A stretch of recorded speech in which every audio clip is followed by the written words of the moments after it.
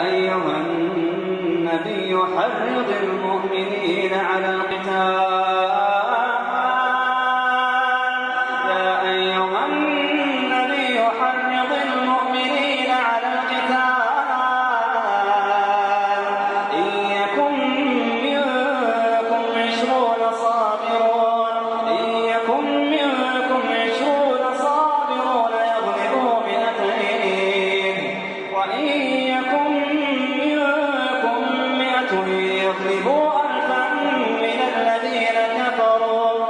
الذين كفروا بأنهم قوم لا يفقهون.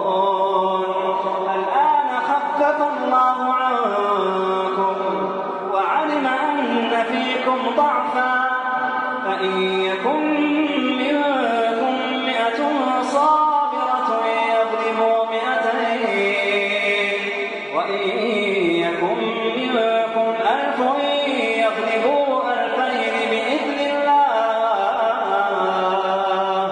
والله مع الصابرين.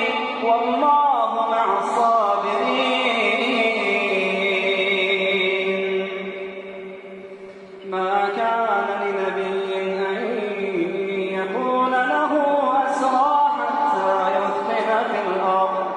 ما كان لنبي أن يكون له أسرى حتى يثخن في الأرض تريدون عرض الدنيا والله يريد الآخرة والله يريد الآخرة والله يريد الآخرة والله عزيز حكيم. لولا كتاب من الله سبق لمسكم فيما أخذتم عذاب عظيم فكلوا مما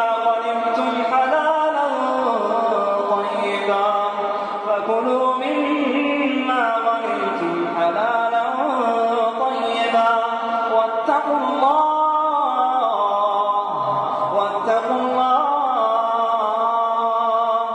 إن الله غفور رحيم. يا أيها النبي قل لمن في أيديكم من الأسرى إن يعلم الله في قلوبكم خيرا يؤتكم خيرا